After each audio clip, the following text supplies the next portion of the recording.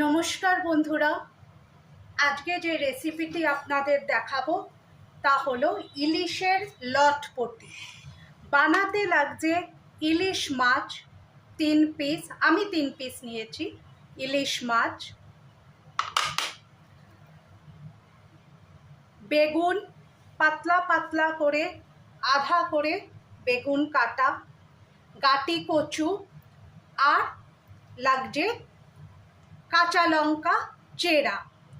এছাড়া লাগছে আপনাদের বানাতে লাল লঙ্কার গুঁড়ো বা কাশ্মীরি লঙ্কার গুঁড়ো বা বাটা, কালো জিরা, সর্ষার তেল, হলুদ, নুন, স্বাদ অনুযায়ী।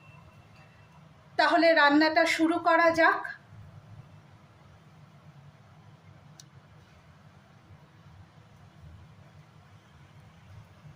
কড়াইটা গরম বসিয়ে দিয়েছি। কড়াইটা গরম হয়ে গেলে সর্ষের তেল দিয়ে দেব। কড়াইটা আমার গরম হয়ে গেছে, আমি সর্ষের তেল দিয়ে দিলাম।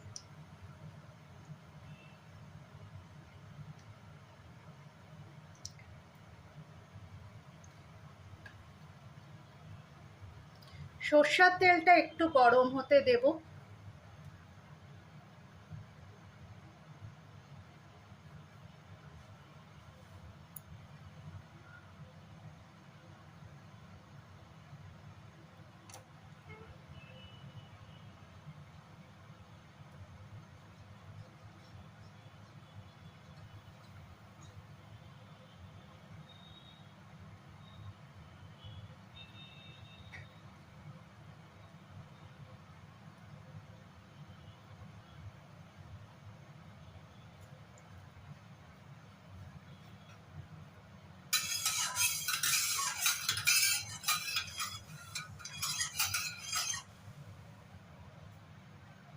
আর একটু গরম হবে সর্ষের তেল।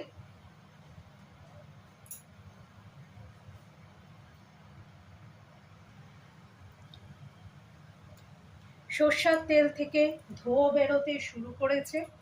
এবার আস্তে আস্তে মাছগুলো প্রথমে দিয়ে ভেজে তুলে রাখবো।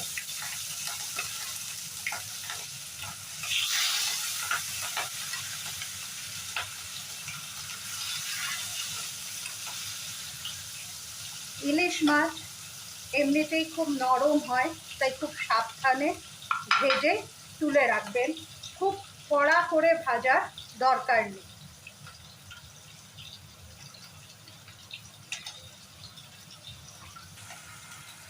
মাছগুলোর এক পিঠ ভাজা হয়ে গেছে, আমি আরেক পিঠ উল্টে দিলাম।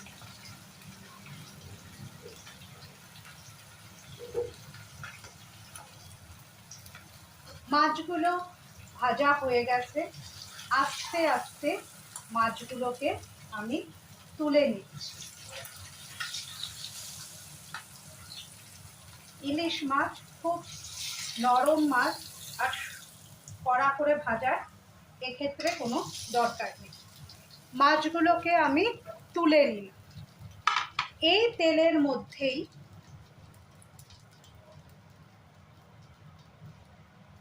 তেলের মধ্যেই এবার আমি বেগুনগুলোকে ভেজে তুলে নেব। গ্যাসটা সিম করে দিয়েছি।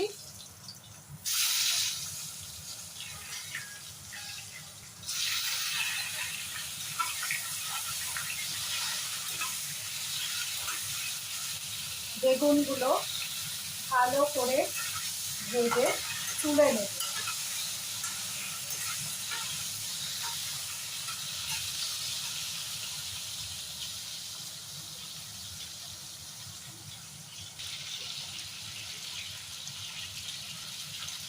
বেগুনগুলো আর কিছুক্ষণ ভাজতে হবে। বেগুনগুলোকে একটু কড়া করে ভাজবেন।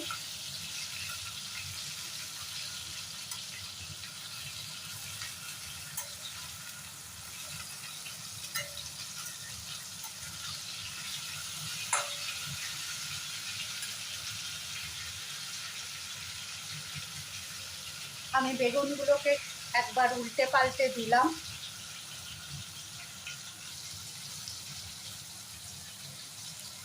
বেগুনগুলো মোটামুটি লাল করে ভাজা হয়ে গেছে।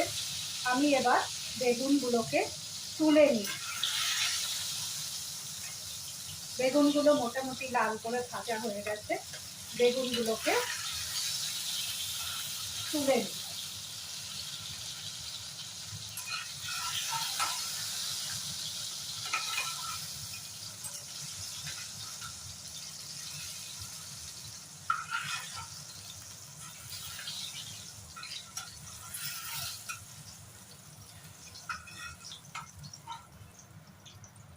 বেশ সুন্দর লাল লাল করে, এরকমভাবে লাল লাল করে বেগুনগুলো আমার ভাজা হয়ে গেছে, নিশ্চয়ই দেখতে পাচ্ছেন। এরকম লাল লাল করে বেগুনগুলো আমি ভেজে তুলে নিই।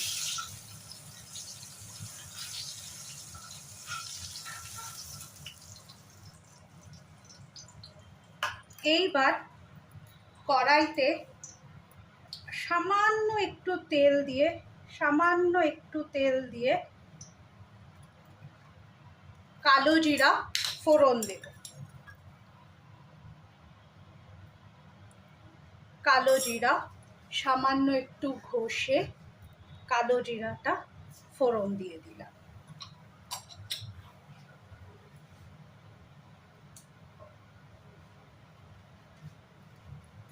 কালো জিরার সাথে কালো জিরাটা ফোড়ন দিয়ে 5-7 সেকেন্ড পরে আমি কাঁচা লঙ্কা দুটো দিয়ে দিলাম। কাঁচা লঙ্কা চিড়ে দেবেন, হয়তো ফেটে উঠবে। কাঁচা লঙ্কা দুটো দিয়ে দিলাম। এইবার যে গাঁটি কচুগুলো আমি কেটে রেখেছিলাম সেটা দিয়ে দিলাম।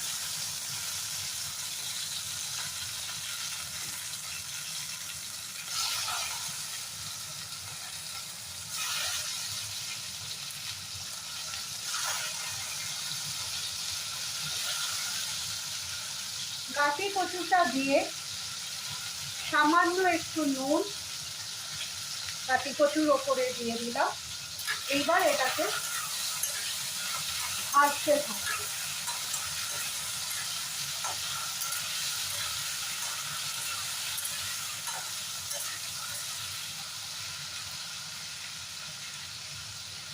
কচুটা বেশ ভালো ভাজা ভাজা হয়ে যাবে, তারপরে আমরা পরবর্তী স্টেপে আসব।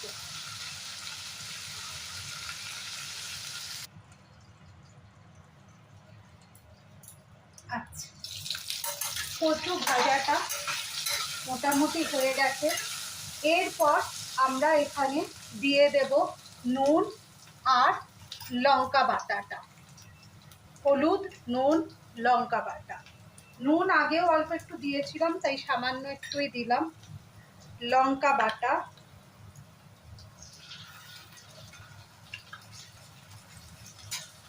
লঙ্কার গুঁড়ো, লঙ্কা বাটা, যার যেটা খুশি সেটা দিয়ে দেব। আর হলুদ গুঁড়ো দিয়ে গ্যাসটা সিম করে, মশলা যখনই জল ছাড়া ভাজছেন গ্যাসটা সিম করে নেবেন, নয়তো মশলা লেগে যাবে। নাড়াচাড়া করে, ভালো করে নাড়াচাড়া করে এবার দিয়ে দেব জল। আমি গরম জল করে রাখি, এটাই গরম জল দিচ্ছি। আপনারা গরম জল দেবেন, তাতে স্বাদটা ভালো হয়, আর কিছুই না। এখন জলটা একটু বেশি রাখবে, কারণ কচুটা সেদ্ধ হতে হবে। তো জলটা দিয়ে গ্যাসটা বাড়িয়ে দেবেন।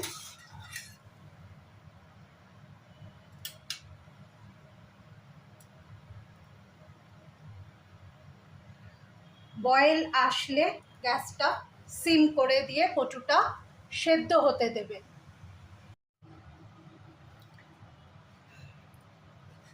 কিছুক্ষণ পরে ঢাকনা খুলে আমি সিম করে ঢাকা চাপা দিয়ে কচুটা সেদ্ধ হওয়ার জন্য রেখেছিলাম। আমার কচুটা সেদ্ধ হয়ে গেছে। আমার কচু সেদ্ধ হয়ে গেছে, মোটামুটি সেদ্ধ হয়ে গেছে, আর একটু থাকলেই কচুটা সেদ্ধ হয়ে যাবে।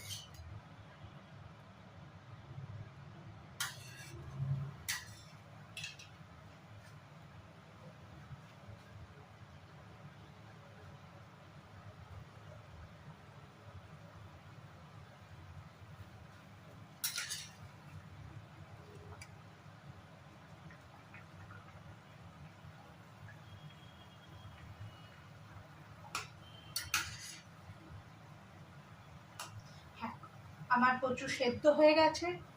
এইবার আমি যে বেগুনগুলো ভেজে রেখেছিলাম সেই বেগুনগুলো সব ছেড়ে দিলাম এর মধ্যে।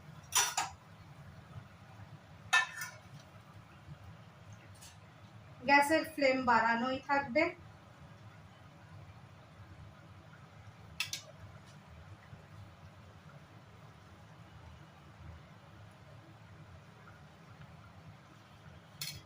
এইবার মাছগুলো খুব ধীরে ধীরে এর ওপরে ছেড়ে দেব। মাছ দিয়ে বেশি নাড়াচাড়া করবেন না, আগেই বলছি ইলিশ মাছ ভেঙে যাওয়ার প্রবণতা আছে, তাই মাছ দিয়ে না করাই, মাছ দিয়ে ফুটতে দিন, যার যেরকম পছন্দ।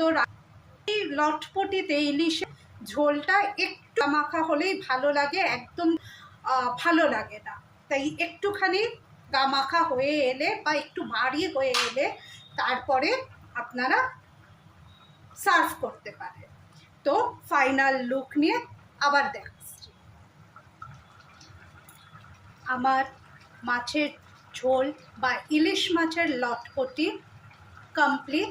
এবার আমি গ্যাস বন্ধ করে এটাকে নামিয়ে দেব। কচু আছে তাই এটা আপনা আপনি একটু ঠিক হয়ে যাবে পরে।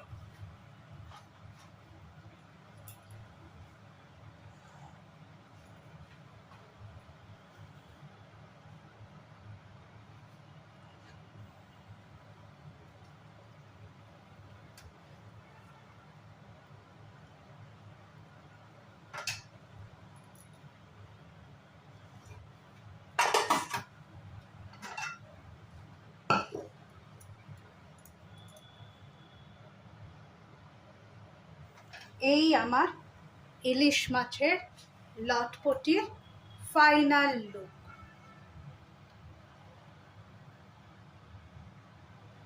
ইলিশ মাছের লটপটির ফাইনাল লুক। আজকের রেসিপিটা এই পর্যন্তই। আগামী দিন অন্য কোনো রেসিপির সাথে। বাই।